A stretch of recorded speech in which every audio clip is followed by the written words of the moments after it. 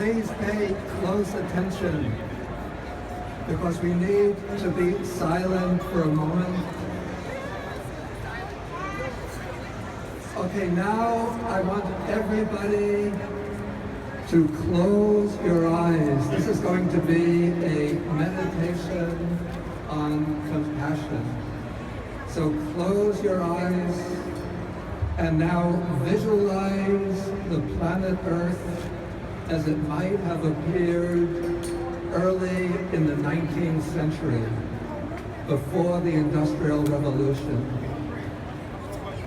And now see, as industrialization increases, the burning of fossil fuels increases, see the planet heating up, the climate and weather patterns changing, till we reach the present, the year 2016. Now we are going to home in on the earth and focus on some communities affected most severely by climate change. And we are going to identify with each of these people. You are the child of small-scale farmers in Senegal, in West Africa. As a result of irregular rains, the land has become parched, dry, and barren. Your parents realize that they can no longer live in this land, and they decide to head for Europe. You trek over long distances until you arrive at the edge of the Mediterranean Sea. You look back towards your homeland with deep regrets of everything you've left behind, and you look across at the sea, facing an uncertain future. Feel yourself identified with that child, even risking your life to cross the sea.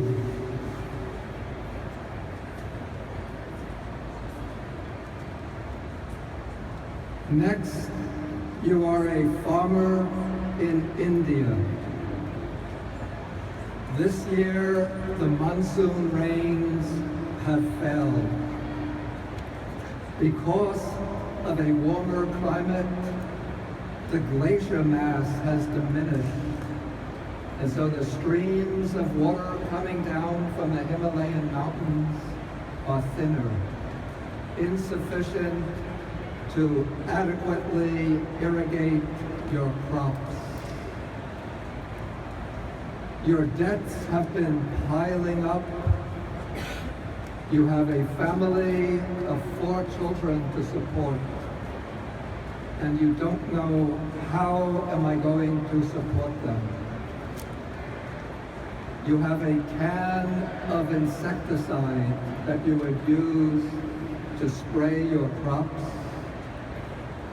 and now you look at that can wondering, is this my only escape route from more misery? So feel in your heart as if you are that farmer, since some 250,000 farmers in India have already committed suicide.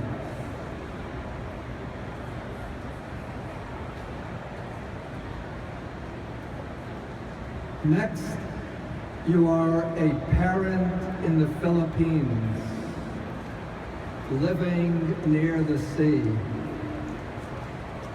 You have 2 children who have gone out to play that day, playing along the beach. Suddenly and unexpectedly, a typhoon arises on the sea, and waves of water and fierce winds come sweeping over the land. You set out from your house to find your children and bring them indoors. But just as you look in their direction, you see a giant wave sweep over them and carry them out to sea, lost forever. In your heart, feel that you are that parent watching your children vanish from your sight.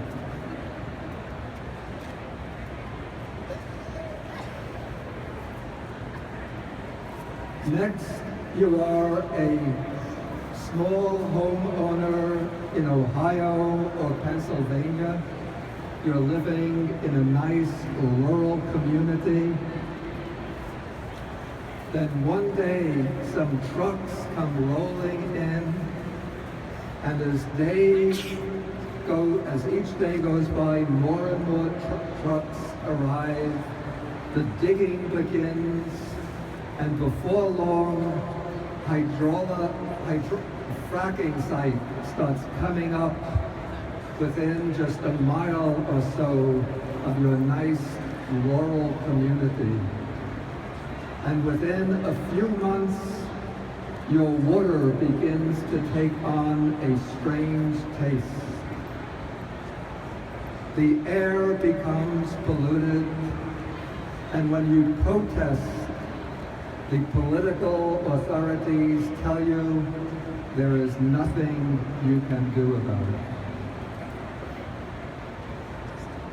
These are some of the consequences of increasing climate change and the exploitation of fossil fuels. Now come back to your own body, your own identity, and realize that to avert these disasters, the responsibility falls on our shoulders. That is why we have gathered here today. But remember, we cannot do this individually alone, but only by joining our hearts, our wills, our minds in action to transform our nation, our economy, and the world towards a 100% clean energy economy.